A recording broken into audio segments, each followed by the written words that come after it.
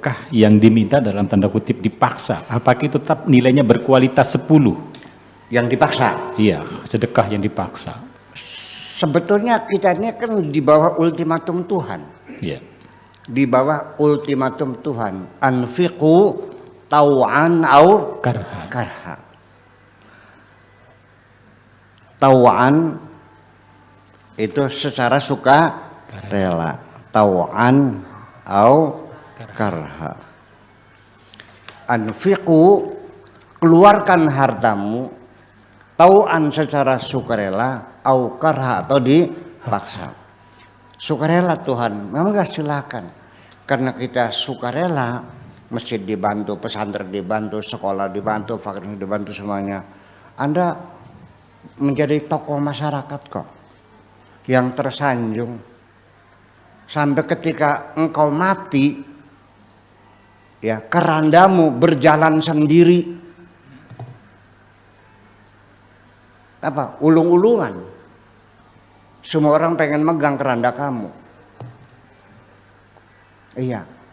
Tapi kalau tidak sukarela akan dipaksa oleh Allah dengan penyakit. Cuci darah setiap bulan sekali. Lama-lama seminggu sekali. Lama-lama seminggu dua kali. Lama-lama setiap hari. Setelah jatuh miskin nggak punya apa-apa baru mati. Sampai ongkos kafannya aja nggak ada. Dan Anda terhinakan kok. Semua orang benci. Orang kalau medit itu dibenci orang kok. Percaya nggak? Beli merojol seperak ke orang. Ya Allah, ya Rabbi. Iya. Betul nggak? Anda bisa nggak simpatik kepada orang yang kikir? Nggak. Betul. Tegel mana? Itu persoalannya. Jadi artinya bahwa dipilih oleh Allah sukarela atau terpaksa. Saya nanya, nafkahkan hartamu ibu-ibu, pilih secara sukarela atau terpaksa? Iya dong. Kalau dipaksa, penyakit, kecelakaan, dirampok, mobilnya tabrakan, suamimu selingkuh terus. Iya. Nah itu akhirnya kan kedua-duanya adalah akhirnya keluar juga. Tapi yang secara sukarela mendapat reward sejak di dunia, yang dipaksa mendapat punishment sejak di dunia. Nggak sampai akhirat dunia. Jadi yang terpaksa ya nggak ada nilai kebaikannya, nggak ada, orang dipaksa aja. Bertahan nggak? Ya enggak, orang dipaksa. Pelacur yang bertobat karena sudah tua, nggak laku, berbeda dengan pelacur yang masih muda, masih laris, masih ngantri, dia bertobat kembali ke kampung, masuk jamiahan lagi. Sama nggak? Ya beda dong, tetap. Tetapi itu juga pertobatan tetap sebagai kebaikan. Nah, sedekah yang dipaksa sampai jatuh miskin, ya ada dua kemungkinan. Wa namudduhum fi tughyanihim, tetap dalam ketersesatannya, atau bisa terjadi menyadarkan dia. Waduh, iya. Ya kan begitu. Akhirnya dia menjadi dermawan juga akhirnya masalah jatuh miskin, kan begitu. Tapi kan digodok dulu. Ya, di kawasan dan di muka Sunan Gunung Jati puasa 40 hari. Dengan sholat hajat tiap malam, sholat sunnah 23 rakaat. Baca Quran hatam 40 kali hatamannya. Lah iya kan. Ya bisa terjadi. Di balik musibah itu kita ada pertobatan itu selalu banyak sekali. Ya. Saya doakan mudah-mudahan banyak musibahnya. Amin. Supaya kita bertobat. Jadi nanti pada akhirnya kaedah syariatnya tetap bahwa orang yang sodako terpaksa bukan sodako. Karena innamal amalu niat, semua tergantung niatnya. Jadi motivasi itulah yang membedakan mana yang baik, mana yang buruk. Sekalipun berakibat sama, fatal, kematian. Tetapi karena motivasi yang berbeda, yang satu dapat uang, yang satu masuk penjara. Yaitu dokter dengan perampok. Dokter juga nyobek perut orang, tapi cari penyakit. Cuman gagal, sekalipun mati ya dapat duit. Iya kan? Kita berobat, sembuh bayar nggak? Nggak sembuh bayar nggak? Mati bayar nggak? Enak ya. Tapi orang yang ngerampok dia cari uang, gagal akhirnya ditusuk tuan rumahnya, sama saja. Dua-duanya kematian. Tapi yang satu niatnya mencari penyakit, yang satu niatnya mencari uang. Di dunia saja yang satu masuk penjara, yang satu dapat uang. Apalagi di akhirat. Jadi tetap saja orang yang sodako terpaksa, tetapi ada peluang bagi saya. Ini bukan karena penyakitnya.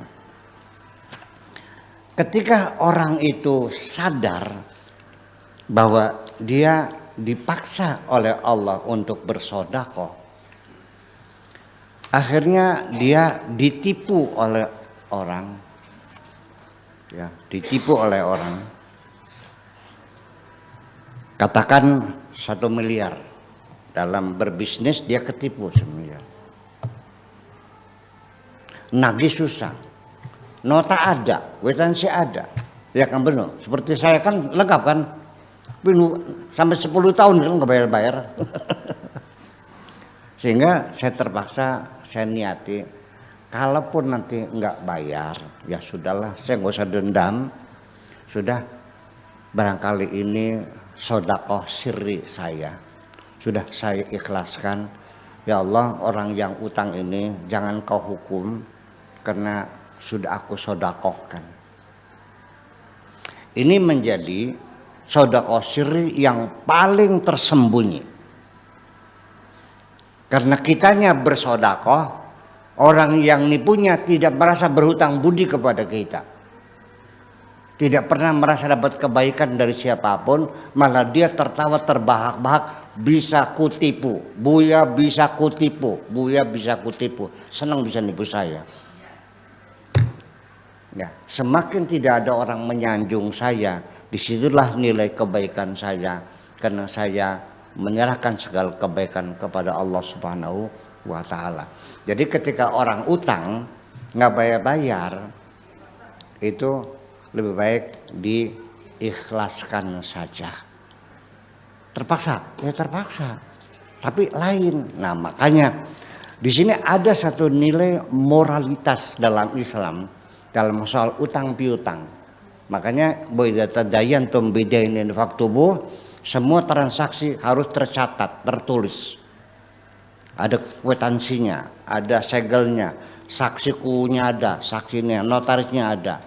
Harus, nggak ada urusan mau saudara mau kakak, ya kakak kandung tulis, masa sama kakak ya harus, ini perintah Tuhan kok, nurut seruk beliau wis. Nah ketika ternyata orang yang utang itu tidak bayar-bayar, kita secara moral terdorong untuk menagih. Datang lagi bilangnya nanti, datang lagi nanti. Dalam etika bergaul dalam agama Islam, ya sudah, jangan memaksa, jangan mempidanakan sampai dianggap penggelapan dan sebagainya. Fanadhiratun ila maisarah. Shadaqallahul adzim. Silakan tunggu sampai dia sempat bisa bayar. Ketika engkau lihat dia usahanya semakin bangkrut, makan saja masih utang sama tetangga kok, kamu maksa lagi. Pakai kemanusiaan dong. Dia baik kok, dia mau bayar, cuma kan nggak ada. Oke, fanadhiratun ila maisarah, itu langkah kedua. Yang pertama tadi ditagih baik-baik, yang kedua ditangguhkan sampai dia mampu. Kalau makin hari makin miskin, rumahnya disita, istrinya minta cerai, anaknya nggak tahu kabur sama pacarnya kemana, dia sudah tidurnya sudah di halaman orang lain, mau ditagih juga, terlalu kamu nih. Dia mau bayar, kupingnya kalau laku dijual, sudah habis semuanya, mau kau tagih juga. Kau mau perkarakan? Enggak. Moral Islam tidak begitu. Tahap yang ketiga, wa antasaddaqu khairul lakum. Kalau kau sodakokan itu lebih baik. Ya sudah, Pak. Sudah jatuh miskin, sudah tidurnya di emper di perna. Tidurnya di perna. Tahu enggak perna apa? Temperan Cina. Emper sih. Nih Pak Haji, udah ini kwitansinya ya. Bismillahirrahmanirrahim. Udah mulai hari ini kau bebaskan hutangmu.